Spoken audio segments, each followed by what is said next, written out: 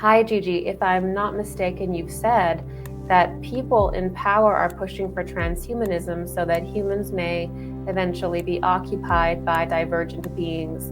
What would be the motivation for elite groups of humans in power to help assist with the agenda of divergent beings? Great question. So this is always, I am also planning another lecture. I'm sort of I'm working on Mars mysteries to get certain concepts across, but I also do have, an esoteric lecture on form and on this concept of, the creating of forms as a sort of dark occult right. I do get into it slightly in my lecture, Summoning Souls. That was sort of the beginning of my understanding of this, and me getting really deeply into this concept in black magic that really isn't talked about a whole lot, but is so important, which is that certain individuals that are on a dark path, they essentially, when you go too far from the light, when you go too far from Christ, what ends up happening is that you don't have the right forces running within your system to catalyze yourself into a higher form. And so what ends up happening is that you basically turn into a divergent energy, a divergent being, because you're missing something. This is clearly laid out in the last part of my Etherization of the Blood lecture, because it's that Etherization with Christ that actually allows our form to transform, and eventually our form loosens itself from physicality altogether, which is the ascension, or this higher body is created, higher earth is created. And so that is something that we build and create. And if we don't do that, what ends up happening is our form distorts. And it just happens that our solar system is full of basically human being forms that have distorted. And also various kind of soul essences that didn't pass initiations. And so in order for them to continue moving forward, these disembodied soul essences that cannot actually incarnate in a human form, because the human form is actually too advanced in its nature. It actually has organs and spiritual processes that are embedded within the human form that these disembodied entities cannot function in. So these disembodied entities from prior stages of development that were degraded or degenerate from our solar system, they're looking to essentially, and our line of evolution, right? When I say solar system, I'm also referring to the development of humanity in the solar system, okay? And so these beings will literally be sucked back into a sort of the eighth sphere, or into the black sun forces, if they're unable to somehow take on some kind of a human form. And so this is where you get the moves to change the human form, to modify the human form, and that is so that disembodied entities can begin to enter into it, attach to it, and essentially potentially possess it, because again, these beings cannot take a human form as it is. It's too holy at this point, because we're beginning our ascent.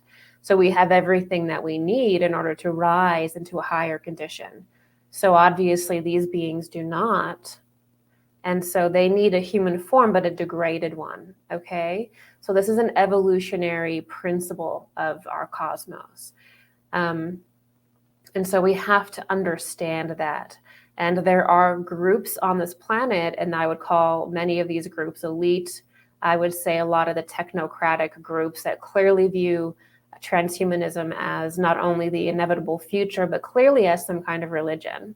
It's a religion to these people. It's, the way that they talk about transhumanism is as though it's the rapture for them. It's the next evolutionary step. That's a religious feeling for them.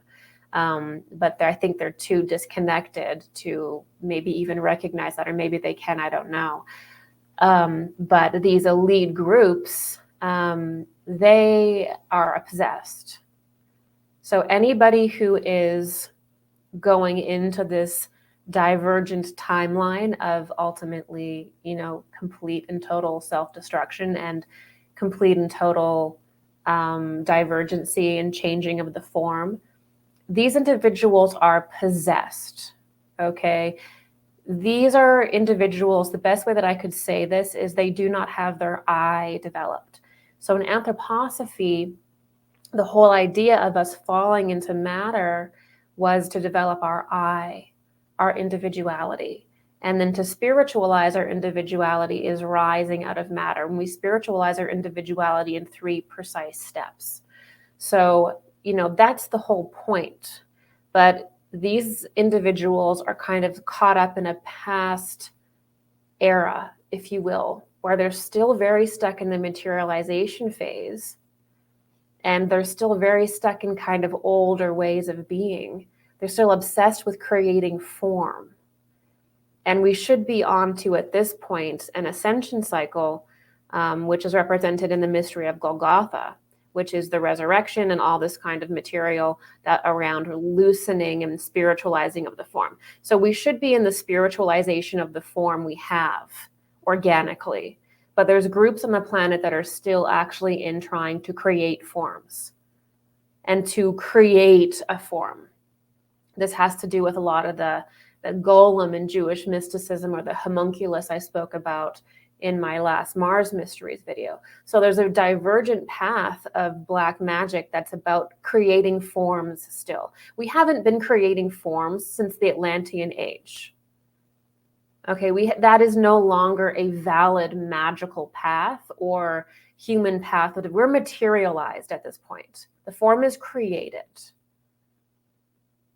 And it's created, by the way, not by aliens or not by these beings that come here and tamper with us or something like that. It's created naturally through cosmic processes over a long period of time and through initiation.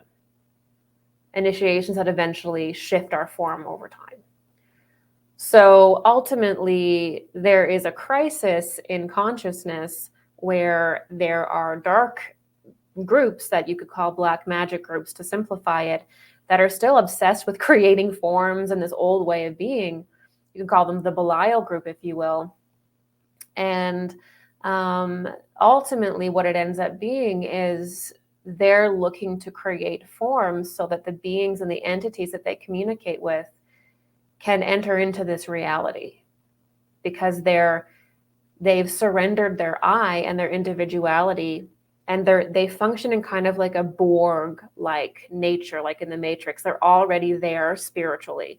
In order for them to be at the levels of power that they have, in order for them to participate in the kind of darker circles of magic that they participate their religion, you don't really have a very well-developed I or individuality. It's all hierarchies. They function as hierarchies. It's like a hive. And that's why the technology and humanity is sometimes shown to be going down that dark path, is because spiritually, these individuals had to sacrifice their individuality in order to have power, in order to be where they are, in order to be in these darker circles. Now, sacrificing your individuality is not the same as sacrificing your negative ego. In light and evolution, we sacrifice and we get rid of our negative ego, which means the parts of us that are too self-serving and that don't serve us. It's actually a selfless thing. But what they're doing is the opposite. It's actually completely selfish.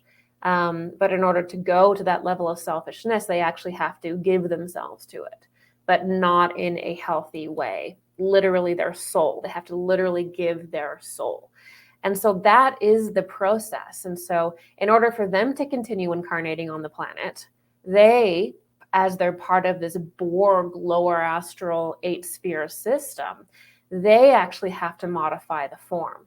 Because when they're looking down the barrel of the next 1,000 years, as we come into this next cycle, they won't be able to reincarnate into a form themselves, because they don't have the next level of human development under their belt, while they should have been developing their I and developing themselves and sacrificing their lower ego and truly looking at themselves and taking responsibility for everything they can in their life, they were selling themselves for power and for control.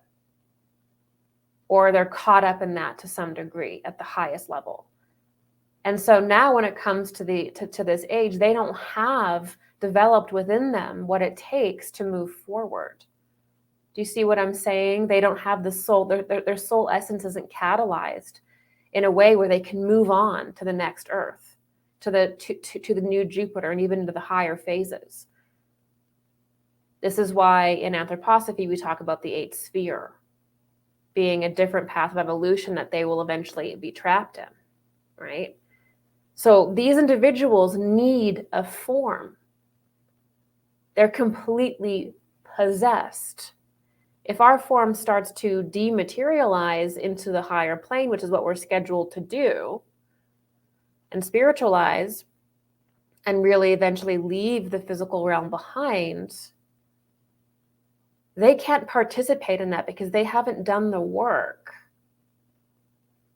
And so they need to create a form that is going to essentially be able to stay in this plane, and something that's actually inhuman and less human. And that's where you get into genetic modification.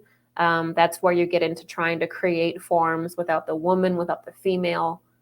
And that's where you get that regressive Mars impulse. Okay, so they're possessed, first of all. And because no serious spiritual individual that understands cosmic law and that understands human evolution is going to go down that path, right? So these individuals are possessed by an essence, a dark essence. That's the best way to see it. They don't see what they're doing as being negative or bad. These individuals that are creating forms to be occupied by divergent beings, whether it be a robot forms or trying to get humanity to opt into changing their form, they see this as being the future, because within their spectrum of sight, within their line of sight, that is the future, because they literally do not have within them the evolved consciousness to see any other future than that, because that is the future they've participated in and created for themselves. Now, if you are aligned with the organic timeline and being an organic human, you're not going to see that future as being, you're going to see that as being like a hell realm. You're going to see that as being dark, as inverted, and you're not going to want anything to do with that. And you actually see the higher timeline. These individuals don't see that higher timeline. And so it's very important at this time to understand that we are dealing with different levels of consciousness and significantly different kinds of perception, okay? All right, next question is,